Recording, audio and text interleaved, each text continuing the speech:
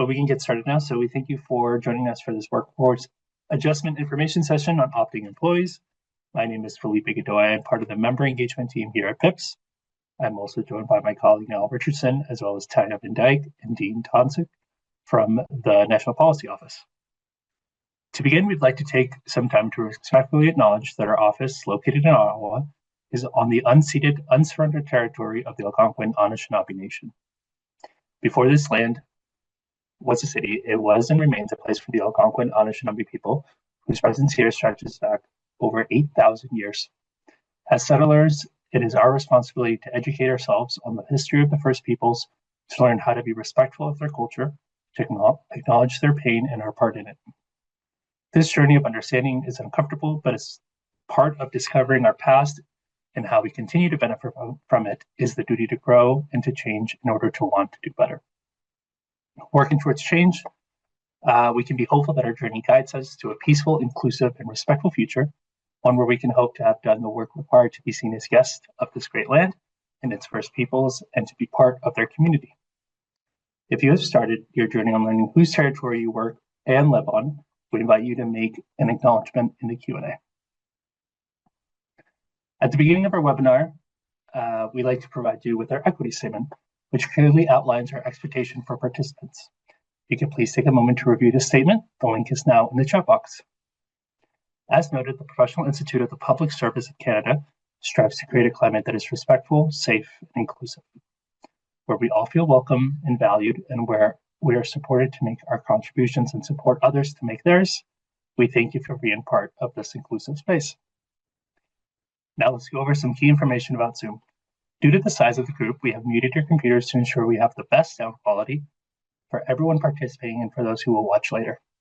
Please use the Q&A tool in Zoom to send a message if you have any questions or technical issues during the webinar. Today, we're going to discuss workforce adjustment in the public service. This session explains the opting process, key timelines, and what your choices may mean for your employment status and future options. We'll have a question and answer period at the end of the session. I will now pass it over to Dean and Taya to begin today's information session. Folks. Thank you so much. I will get started on the next slide, if you don't mind switching it over. Thank you. Thank you everyone for being here to listen and participate in our presentation today. While we navigate the recent and the ongoing WFA announcements, it's important that the PIPS membership is familiar with the Workforce Adjustment Appendix and what it includes. The main source of reference is the WFA Appendix itself, which is found in your PIPS collective agreement. I will note that the WFA Appendix is not the same across all bargaining agents. Some bargaining agents have opted into the NJC Workforce Adjustment Directive, but PIPS hasn't.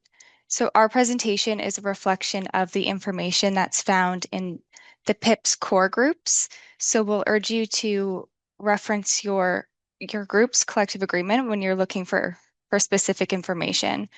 Also, other groups like OSFI have a different appendix than the core groups. PIPS has recently held webinars that explore WFA more broadly, and those sessions are available on the PIPS website. They provide a really great overview of the WFA framework, so you can continue to reference those.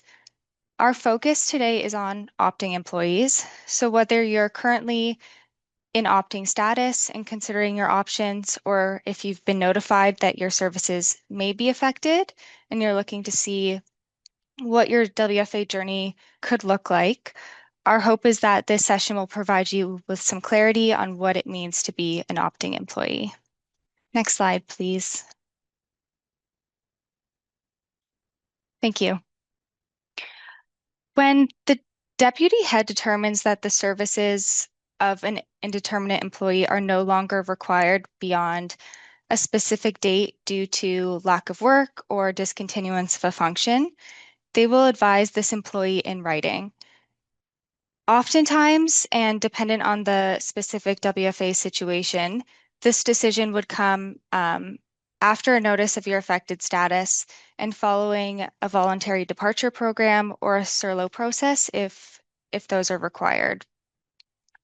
The communication that you would receive will inform the employee whether they'll be provided with a guarantee of a reasonable job offer and made surplus, or if they are an opting employee. This would be your official WFA status. If you are made an opting employee and not provided with a guarantee of a reasonable job offer, the deputy head, upon request, would be required to provide you with reasons for that decision in writing. So with the WFA status, this letter would also inform employees of their options and the possible layoff date. I'll emphasize the word possible here since not every opting employee is guaranteed to be laid off, depending on the options they choose, but we'll speak to this in a few minutes. The three options that you would be provided with are option A, which is the limited 12-month surplus priority period to secure a reasonable job offer. Option B is a transition support measure, which is a lump sum payment. Or option C, the education allowance plus the transition support measure. Another possibility that all opting employees could seek out is opportunities to alternate positions with a non-affected employee. So we'll discuss each of these options later on in the presentation, but we'll go to the next slide, please. Thank you. Resolving a WFA situation is a shared responsibility of all the parties involved in the WFA situation. So this would include Treasury Board, departments and organizations, the Public Service Commission, and employees themselves. Departments and organizations have an overarching responsibility to ensure that employees are treated equitably and given every reasonable opportunity for continued employment. So this includes counseling and advising employees through a WFA situation, and that would include assigning a counselor to each opting, surplus, and laid off person to work with them throughout the process. The goal of this counseling is to explain and provide assistance on the effects of a WFA situation, which can be a resource for employees looking for information about their current situation, information about the three opting options, and alternatives that could be available to them, including alternation, deployments, lower level positions, etc. The department is also responsible for fulfilling benefits that flow from the collective agreement, which would include severance pay, the transition support measure, and things of that nature. Next slide, please.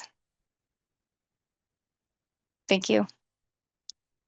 In a WFA situation, the specific responsibilities of an employee might be dependent on their WFA status, but generally speaking, it's the responsibility of all employees to seek out information on their entitlements and their obligations, to provide timely information to their home departments or organization, make use of department resources, and give thoughtful consideration to all opportunities for continued employment.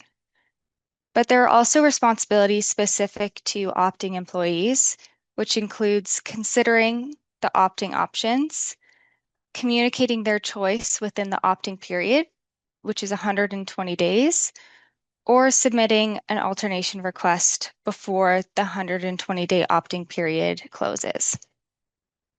Then depending on the option you choose, let's say option A, the 12-month surplus priority period, you may have further responsibilities when seeking a reasonable job offer. And that includes cooperating with the departments and organizations and actively participating in seeking alternate employment opportunities, ensuring that you can be easily contacted by departments or organizations that may have a reasonable appointment, and seriously considering job opportunities that are presented to them. Next slide, please. Thank you. From the day that you receive the letter informing you that you are an opting employee, it will be noted that you have 120 days to make a decision between the three opting options or request an alternation. Sorry, secure a match for alternation. During the 120 days, you can seek out possible alternations. And this 120-day period is something that we call the opting period. Employees remain employed during this period up until their layoff date. So during this period, you'll still be continued to receive pay and have access to your benefits as normal. If no decision is made during the 120-day period, option A, the 12-month surplus priority period, will be essentially chosen on your behalf. So we want to encourage you to be mindful of this timeline, but also encourage you to take your time to really consider which option is best for you and your individual circumstances. Because once an option is selected, it can't be switched out for another one. Next slide, please. Thank you. One of the options available to opting employees is option A, the 12-month surplus priority period to secure a reasonable job offer. This means that you would be entitled for priority appointments above non-priority candidates to another position in the federal public administration when you meet the essential requirements of the position. A reasonable job offer is an offer of indeterminate employment in the core public administration or separate agency, which is normally at an equivalent level, but this could also include lower levels. A reasonable job offer requires the employee to be trainable and to be mobile for existing or anticipated vacancies. And this offer might not necessarily be in the current geographic area where you work now, but the search will first look to those in an employee's current headquarters. If that search is unsuccessful, it would then look to opportunities within 40 kilometers of an employee's place of work or their residence. And then, if needed, they would look beyond 40 kilometers. Depending on when you select option A, the time that remains in your opting period can then be added to the surplus priority period if you request so. So say you choose option A 90 days after you're notified of your opting status, you can request that the 30 days be added to your surplus priority period and to extend it. While searching for a reasonable job offer, employees are still employed and you'll continue to receive your regular pay and have access to benefits as usual. And during this time, employees are actively seeking out continued employment, so attending interviews, considering or participating in retraining, and also considering relocation opportunities as part of their expected activities. On the topic of reasonable job offers, we have an upcoming webinar, I believe it's next week, dedicated to reasonable job offers in surplus priority as well. But I will now hand it over to Dean to speak to the possible outcomes of this limited priority period. Thank you. Thank you. Yeah. So surplus priority, that's obviously, as Taylor alluded to, you choose this option when you want to retain employment, you want to remain in the public service, and you want to alternate. So alternation, for folks who want to alternate, they will choose option A. Now, in terms of the entitlement, you're entitled to a priority appointment to another position in the federal public administration for which they meet the essential qualifications requirements, right? Usually those are essential qualifications revolve around the language requirements, education, and experience, and other factors that may be deemed as as asset qualifications are preferred, but usually it's the minimum job requirements involving education, language, experience. Reasonable job offer. So an offer of indeterminate employment with a core public administration or a separate agency, normally at an equivalent level, requires the employee to be trainable and mobile. So when we say equivalent level, it could be a different classification as well. So if you're an IT person, you can potentially receive an offer, as an IT. If you're IT, maybe in procurement, for example. So it could be different classifications, and within the same salary, right? There could be a discrepancy up to 5% in terms of salary. But normally it's equivalent. So you look at, again, the experience, education, language proficiencies. And again, reasonable, it varies. They have to take into account particular circumstances. So when we say that the employee must be trainable and mobile, okay, you may be trainable in terms of refresher courses or anything, or other specific courses that get you to get you up to speed. That's one thing. But mobility implies potentially also, well, are you mobile? Do you have family obligations? Do you have other personal commitments? So the duty to accommodate will come into play.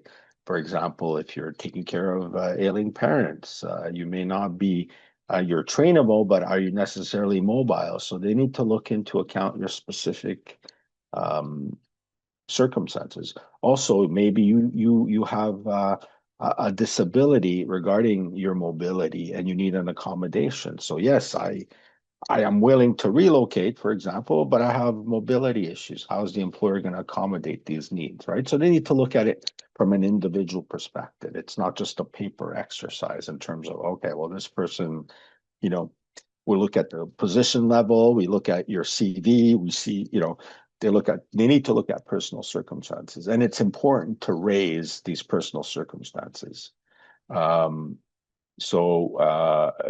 in order to be entitled to an accommodation, which is a human rights act, under the human rights, it is a human rights right. You need to raise it. So it's important to take those into consideration. Remaining time for the opt-in period can be added to surplus priority period, right? So whatever time you have left. For example, if you receive the opting letter, you have 120 days left. You have 120 days, to make a decision. Well, if you make the decision, so you have 120 days plus 12 months. So that's essentially 15 months in order to secure yourself a position, or if you want to alternate with someone else who wants to leave the public service, and you can match. You can see if you're a match. And I noticed in the question and answers while I was looking at them, the cues, there's question regarding do you have to choose an option before engaging in alternation discussions? Technically, yes. However, it doesn't preclude you from signing up for the possibility of an alternation. We have the platforms available. PIPS has on its website, the government has a platform as well, and it's for employees. So both employees who want to remain in the public service, so who want to alternate with someone who's leaving the public service. So you would put your name there. You would describe your position, the language requirements, the essential requirements of the position, and then you network. So it's a networking opportunity. But yes, unless you get a guarantee of a reasonable job offer, then you're not going to become an opting employee. So you become an opting employee with the options if you're not offered a guarantee of a reasonable job offer. Okay. Next slide, please. So outcomes of option A. So if the employee receives and accepts a reasonable job offer, the situation is resolved. If the reasonable job offers for a lower level appointment, the employee will be salary protected and placed in reinstatement priority status for a reappointment to their formal level. So even though that's you receive a lower level position, and we know with red circling or in salary protection may not be ideal, like you're covered by the old by your old collective agreement. However, you don't get your position is protected, but you won't get the salary adjustments in terms of scale, right? You won't be going to a different scale. You will get the economic advances, but not necessarily you won't be advancing in the scale. So that's a consideration. But what's important here is that you can potentially be reappointed. And that's, I believe, under the Act, the Public Service Employment Act, and the regulations, it's up to 5 years. So you have potentially, hopefully it won't take 5 years for you to get reappointed to another position or get another position, but you would have that at least 5-year priority status. So if no reasonable job offer is received within the 12-month priority period, the employee will be laid off. So unfortunately, there's no extension beyond the 12 years. So that's a risk in terms of choosing this option, is that potentially after 12 months, if you haven't secured a job, you will be laid off. Also, if the reasonable job offer is refused by the employee, they are subject to layoff, but no sooner than 6 months from the start of their surplus period. So layoff priority status for another 12 months following their layoff date. So my apologies. So you do get another 12 months following the layoff date, but priority status, right? So another 12 months following that date. So you're laid off, you have 12 months to be appointed to a position. Now people have asked questions, well, how often, realistically speaking, how many people are reappointed once they're on a priority status? It's governed, so the priority status is an independent, it's governed by the Public Service Commission, right? Who oversees the Public Service Employment Act and its regulations, and oversees the priority list. So the priority list includes people who've been laid off, who are on priority status, and other people who are, for example, people who are being on leave without pay due to disability or illness.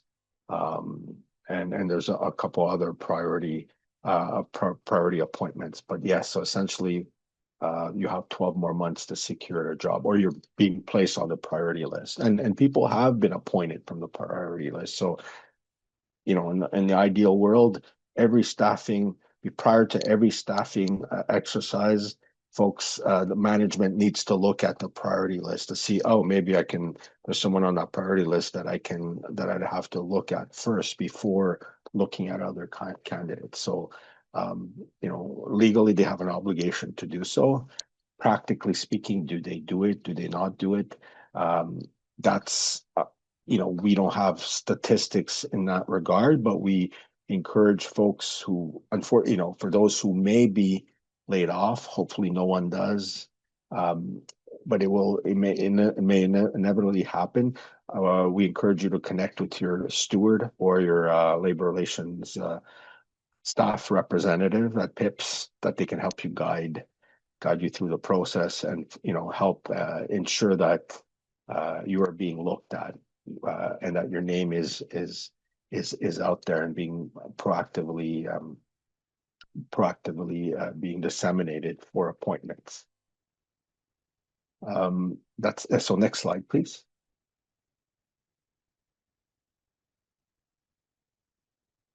Okay, so for those who do not want to remain in the public service, they can choose option B, the transition support measure. So it's a lump sum payment on the employee's years of service in the public service. This payment ranges from 10 weeks pay to 52 weeks. At the employee's request, the TSM can be paid out in 1 or 2 lump sums payments over a maximum period of 2 years. Now, I noticed there was a question, well, how do you divvy up? Well, you can negotiate that if you want a larger share of payment this year versus next calendar year, you can negotiate that. So it can be spread out over 2 payments and over a maximum of 2 years. And it's subject to negotiation, how much you want paid out. It could be 50-50 or however you decide. Now, when you choose option B, it requires the employee to resign and relinquish priority rights. So you're not entitled to be on the priority list, and you have to resign. Employees are considered to be laid off for severance pay purposes. So you will get the transition support measure and the layoff. They're different. They're different collective agreement provisions. So you'd be entitled to both. Next option, next slide, please. Okay, the education allowance, and I noted some questions regarding that as well that I will address. So the other option is option C. You receive a transition support measure as per option B, which is based on their years of service in the public service. A reimbursement of up to $17,000 of expenses to attend a learning institution. Eligible expense for reimbursement include tuition, cost of books, cost of relevant equipment. So that's all part of the $17,000. Now the question was, can I, in anticipation of receiving an opting letter, can I sign up for a course? Understandably, we know that the way courses are offered, depending on the institution, generally by semester, a year, and you have to apply by a certain date, and you start by a certain date. Unfortunately, you have to wait for the opting letter that you're officially been declared an opting employee. Only once you receive the letter and you choose the option C and it's approved, it should be, you cannot enroll. So yes, you would have to wait. In answer to the question, you have to wait for the opting letter. Now, people have asked, and we've heard murmurs like for other departments where they're dictating what is eligible in terms of what type of program or institution, that the employer is setting parameters in terms of they will only allow folks who apply for this program or that. That's not, the collective agreement is silent in that regard. And it's been always our position that it's the employee who chooses as per the collective agreement. And the only requirement is that it's accredited by the provincial Ministry of Education. So it's an accredited program, accredited institution, and it could be you could be postgraduate, it could be, going to university, it could be a technical training, whatever you choose to do. There shouldn't be any constraints there. The only constraints are that it has to be a recognized, accredited institution, and you need to show proof of enrollment in order to obtain reimbursement of the $17,000, and in order to get the transition support measure and any layoff amount. Next slide, please.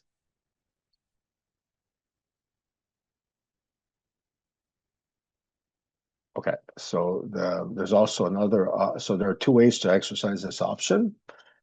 You resign from the public service. The transition support measure will be paid out in 1 year or 2 lump sum payments at the employee's request over a maximum of 2 years. Right, as we spoke to earlier, you can decide how you want that split up, the payment. It's for you to decide. You'll be considered laid off for the purposes of severance pay. So in addition to the transition support measure, you will get severance pay. You can also delay the departure with leave without pay for a maximum period of 2 years to attend a learning institution. So you can also defer leaving the public service if you want to remain. If you're hoping to maybe after, whether it's whether it's you're doing it to start a new career or to improve upon your skills in your current role to maximize your potential for reemployment, that's a consideration. So you can delay your departure for 2 years. So you go on leave without pay, and yeah, so you would still be considered an employee, government employee, but on leave without pay to attend to attend studies.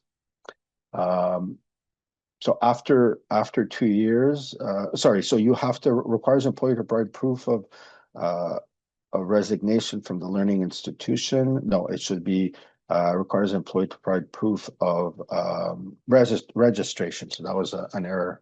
Apologies for that typo. Within 12 months. So that's one of the considerations. But that's the advantage of this benefit, is that you can delay your departure for 2 years. Next slide, please.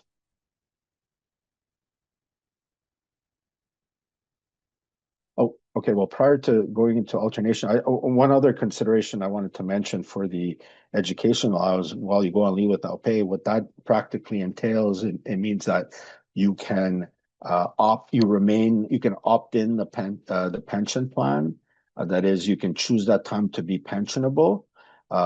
Similarly, for your health and dental benefits under the public service health care plan and the dental plan, you can choose to maintain coverage. However, you must pay your share and the employer's share. So we know for pension contributions, you're responsible for your share. Normally, you pay for your own share and the employer pays for their own. However, on leave without pay for educational purposes, you'll be responsible for both shares. So there's a cost consideration there. So that's why we always advise folks that when you do get the opting letter, to ensure that you take the time you need to make a decision. You need to make a decision within the 120 days, but take your time in terms of reviewing your options. And if you need to consult internally with PIPS, or if you need to consult a professional, a financial planner, a tax expert, we encourage you to do so, because once a decision is made, it's irrevocable, right? So once you choose option A, B, or C, you can't change your mind after the fact, unless there's a material change, something, really exceptional happen. But normally, once you've opted for one A, B, or C, you cannot change your mind. So it's important to take these considerations in mind, because while there's no right or wrong choice, it's right. It's what you deem to be right. So it all depends on your circumstances. Alternation. So with all opting employees may also participate in the alternation process within the 120-day opting period. Excuse me. So the alternation process remains available to those who have selected option A, the 12-month surplus priority period. So that's when you officially, you want to alternate because you want to remain in the public service. So you're an affected employee wanting to remain, and you want to match. You want to find a position. You want to match with someone who wants to leave the public service, right?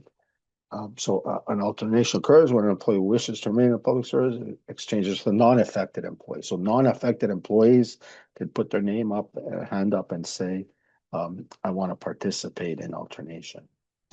The alternate would then have access to the transition support measure or education allowance. So the person who raised their hand who wants to leave the public service, well, the enticement there is you would have the transition support measure, or you can opt for the education allowance. and I can ask more, answer more questions regarding alternation. I see it in the chat box, but I haven't had a chance to review the questions. But we'll discuss those in the plenary. Next slide, please. Okay, so important considerations, as I alluded to earlier, before selecting option A, B, or C, carefully consider the following: impact on your access to benefits, dental and medical, impacts on your benefit plan contribution, yes, your eligibility for employment insurance, yes, because, and the question has been, well, you know, if I'm laid off or I choose option B or C, would I then be, you know, eligible for EI? It all depends, because there's a offset, right? So we would encourage, normally when you receive severance or the transition support measure, that would be considered as income benefit, so that would be deducted from any potential EI you may be entitled to. And that's what folks who are in this situation, we advise them to communicate, contact Service Canada to ensure entitlement, because we don't provide guidance on we provide guidance but no representation with respect to EI entitlement. So that's why it's important to contact Service Canada if you have questions regarding eligibility for EI. Impact on your pension contributions, you know, you may be on the hook for the employer share. Impact on your pensionable service, pension eligibility, and pension reduction waiver. We know that for folks under the plan, this pension reduction waiver is different from the early retirement incentive that the government has offered, which still remains to be passed at the House. But essentially, if I may speak to it for briefly, it's not there's no bonus there. Like, this is what we believe they've sent out about 68,000 letters to folks who may be eligible for the early retirement incentive. So it's based on years of service and age, how close you are to retirement. Normally it's within 5 years and you're over 50. What I want to emphasize here is that all this early retirement incentive, if passed, will give you is the benefit of, or you won't get penalized for not meeting the minimum retirement age. So for anyone, so yeah, if you choose option, if you're an alternate, you may be you're non-affected and you're alternating with an affected employee, you may be entitled to pension reduction waiver, but that's different from the early retirement incentive. Early retirement incentive is just being offered to all those who may qualify, but the catch is that while you won't be penalized for not having reached the years of service under normal circumstances, because we know under the current plan, the Public Service Superannuation Act, for Group 1 employees, so that means those hired prior to 2013, you remain, the eligibility requirements for retirement remain the same. You're either 55 with 30 years of service, or if you're 60 with, you know, at least 2 years of service. At age 60, you can go on, you can retire. For folks who are hired post 2013, that's Group 2, they bumped that up by 5 years. So any early retirement has to be at least 5 years, right? So you have to work 5 years longer in order to benefit from early retirement without penalty, right? So the early retirement incentive, so under the current rules, so if you retire without meeting the minimum requirement, so you have to be at least 50 years old. If you decide to leave, well, you're going to be penalized 5% for every year you don't meet the minimum threshold. So Group 1, it's 55 or 60. Group 2, it's age 60 and 65. So that's a lifetime penalty. So that's a lot. That's no until, even your survivor benefits would be penalized. If your survivors would also be penalized, receive the lower amount. But what the early retirement incentive program is offering is saying, okay, you don't meet the minimum requirements. I mean, you're at least 50.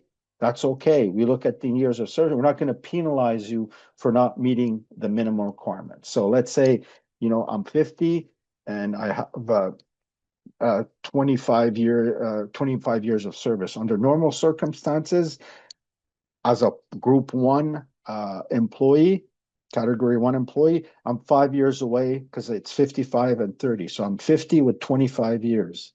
That's so that I'm not meeting the 55 and 30 threshold. So normally I would get penalized for the 5 years. I don't reach until I reach age 55. So that's 25% lifetime penalty. And so for the rest of my life, I'll be penalized 25%. But under the early retirement incentive, they're saying, you know what, Dean, you're 55, you're 50 with 25 years of service. That's fine. We're not going to penalize you for not being 55 and having 30 years of service. We're going to say we're not going to penalize you, but you're going to take you can retire without penalty, but it's not a full pension. So they're not going to give you more money and say, oh, well, Dean, for the 5 years, we're going to supplement that and give you, to compensate for it. That's not what it is. It's basically saying you're going to retire and we're not going to penalize you for not meeting the minimum threshold. So at 55, let's say I'm at 50, 25 years, that's 25, it's times 2, it's 50% of your best 5 years. So that's what I'm going to be entitled to. So I just wanted to make that clarification because a lot of folks are there's confusion because it hasn't been, we don't think, properly disseminated, and we don't want folks to believe that they're getting an additional bonus for retiring. All they're getting is that they're just not going to be penalized for not meeting the minimum requirement. So I wanted to put that. I hope my explanation was clear, but I thought it was important to mention it. And again, please contact for any specific questions regarding any buyback year service or prior, prior contributions. Important to have that in place, resolved prior to you leaving, if you end up leaving under option B or C. So it's important to make sure your information is up to date. Your past contributions are okay. There's no previous service you want to buy back, for example. So things of that nature. Next slide, please. Oh, okay.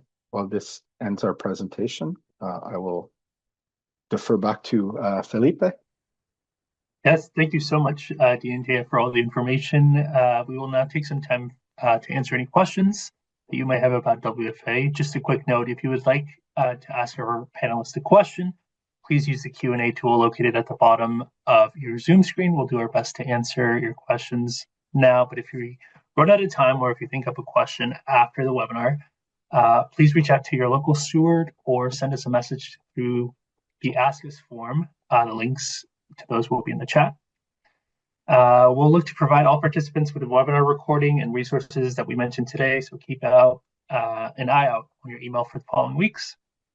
And now we can sort of get started on the questions. The first one here, how and when will we be informed if BDP has begun? Well, they have an obligation for, to look at the voluntary departure. So for any, they should be informing PIPS through the WFA committee. So we know when in any department where there's at least one affected employee, they need to set up workforce adjustment committees. And that's where we can ask those questions. And well, if there's more than 5 people, the criteria is more than 5 people in a unit. If they're affected, then they need to launch a VDP program. So if you haven't heard anything, we know PIPS, depending on the employer, the department, for those who have at least 5, I know these questions are being asked. So so depending on where you are, which organization you work for, they should be setting up a VDP program if more than 5 people are affected. So PIPS would be aware, and they'd be raising this on the membership's behalf. The next question, can someone currently on long-term disability be affected by WFA? Unfortunately, yes. We're having discussions with Treasury Board on this, so we consider these protected leaves. People are on either on disability, who are on parental leave, maternity leave. So, I mean, out of fairness, they will be notified that their position is affected. But any impact, what we're advocating on behalf, what we're advocating on behalf of the membership is that they can't force, for example, you to participate in a SIRLO process. If your position is being declared, affected with no guarantee of a reasonable job offer, and you want to remain in the public service, they can't force you to participate in a SIRLO exercise, which is the selection for retention and layoff, right? That's at the end of the process for those who want to remain in the public service. And they haven't received a guarantee of a reasonable job offer, and where there will be conducting a SIRLO process that applies to when there are more employees, then more employees being cut than positions available. So essentially competing for those positions. So you should be informed, but you shouldn't be forced to participate. And that's what we're advocating for. We want a clear position by the employee. So I'm sitting on a committee now with Treasury Board on behalf of PIPS to iron this out. We want to know what their position is, because Treasury Board, the direction they're giving to departments is like it's a case-by-case scenario. I'm like, yes, case by case. However, we want to ensure that the person that's reviewing, for example, if you're on an accommodation need or if you're on disability, they need the expertise and guidance to be able to determine whether or not someone is fit to attend an exercise. But to answer your question, yes, you will be notified. But in terms of the options you receive and whatnot, that we're still waiting in terms of your involvement, because if you're still on leave and you're not ready to return to work, I mean, accommodations come into place. Are you fit to participate in a SIRLO exercise and whatnot? So these are all important considerations.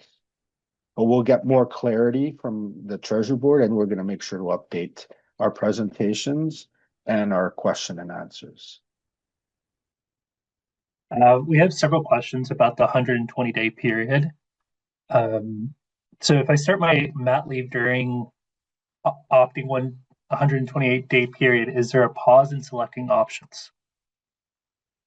That's one of the considerations. Yes, we're waiting, because normally when you go on maternity leave, you sign an agreement. Well, the agreement is, okay, I'm going on mat leave to get my top up. I need to come back for at least 12 months, or so how's that going to work if your position is impacted and you didn't receive a guarantee of a reasonable job offer?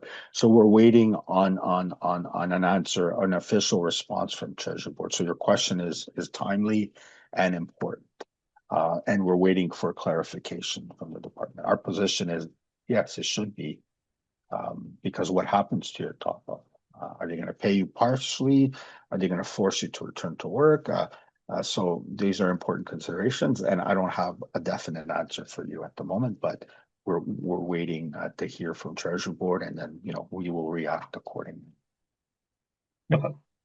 What if an employee receives an affected letter that may be affected by WFA but not opting status? Do they have to wait until they send an opting letter before the 120 days start?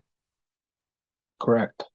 Yeah. So an affected status only means that status quo. You say your position may be impacted. Is it affected? But there may be changes, or there may not be. Sometimes employees get an affected letter, but then the situation resolves itself. They decide, oh well, we found ways to save or to remain. We changed our mind. We want to keep the position. So yes, the 120 days only comes into play once you receive a letter saying that, well, if you didn't receive a guarantee of a reasonable job offer, and if you receive a guarantee of a reasonable job offer, you're declared you have surplus status, and then that could be indefinite. But if you don't get a guarantee of a reasonable job offer, you become an opting employee.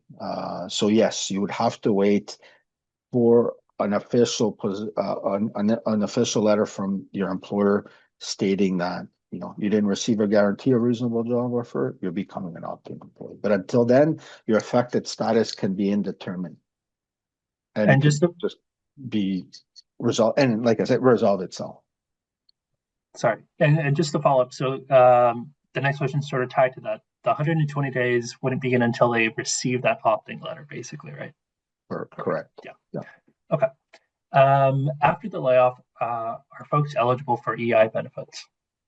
Yes, depending on, again, how much the layoff, the amount of the layoff because of the offset, and that's why we encourage folks to contact Service Canada to find out if they would be eligible. Do they have to wait? The waiting, for the how long they have to wait, or are they immediately eligible? Are they partially eligible or not? So it's important to reach out to Service Canada.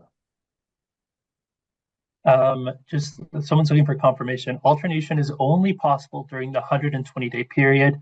We can't alternate before this 120-day period, i.e. before SURLO, or after this period, i.e. once surplused.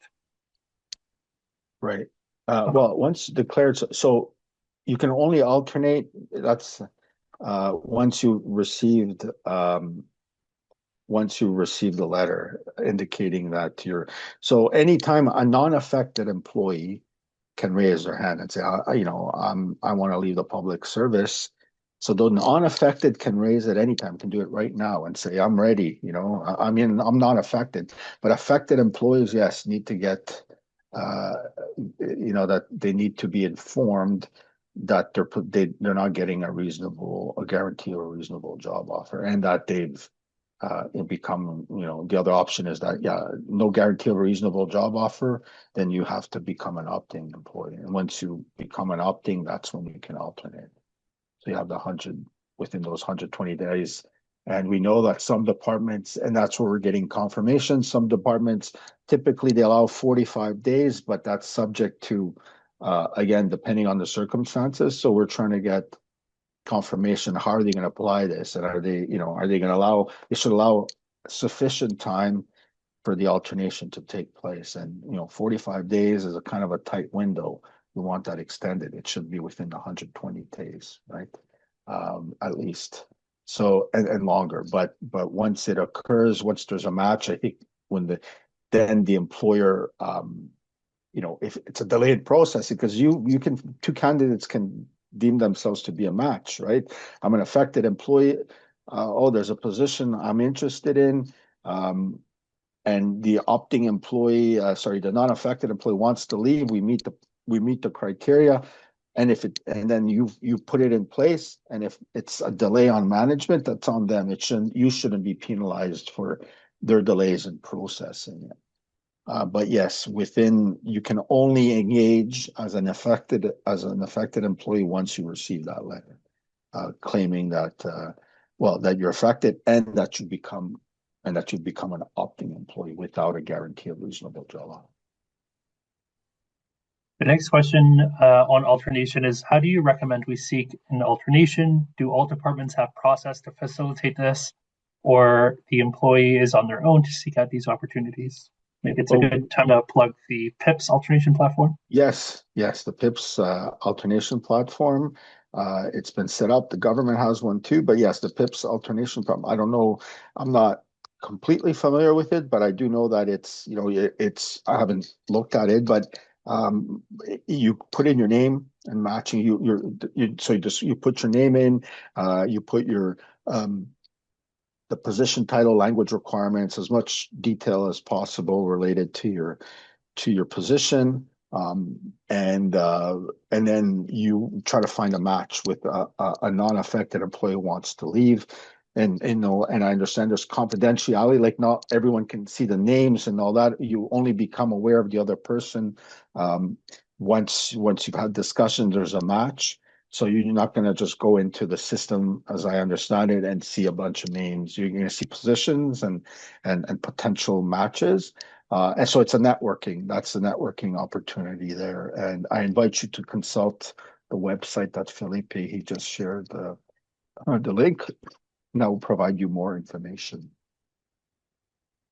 For option A, are there any supports in place to help opting employees find work? For example, being notified of unadvertised processes or staffing in other branches? Well, yes, as part of there's the Public Service Commission, right?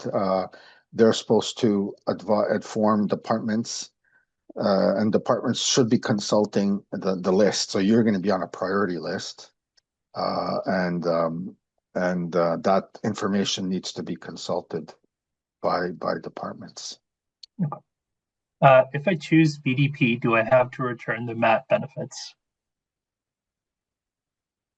That's a good question. I believe you. No, you don't have to return. Sorry, what you've gained so far, quite no. But you're not going to be entitled to future. No, but you don't have to repay.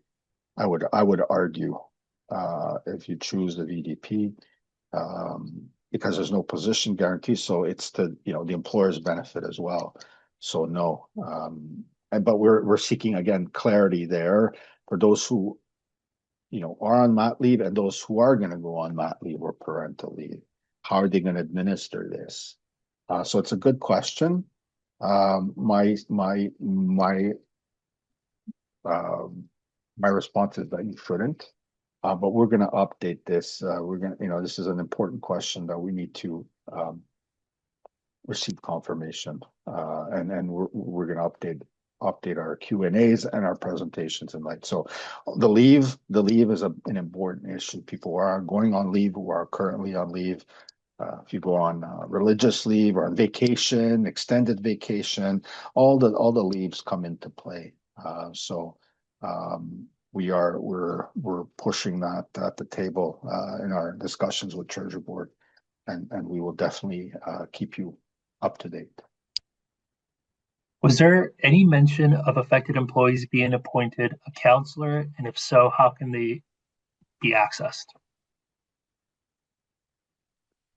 Well, you have you have counseling, like professional so you have up to $1,200 that you can use for to get professional, aside from like EA, like you have other benefits like counseling, like, to help you deal with the situation. You can get that already under your public service healthcare plan, EAP, but for separate counseling, i.e. financial counseling, yes, you would be entitled to up to $1,200.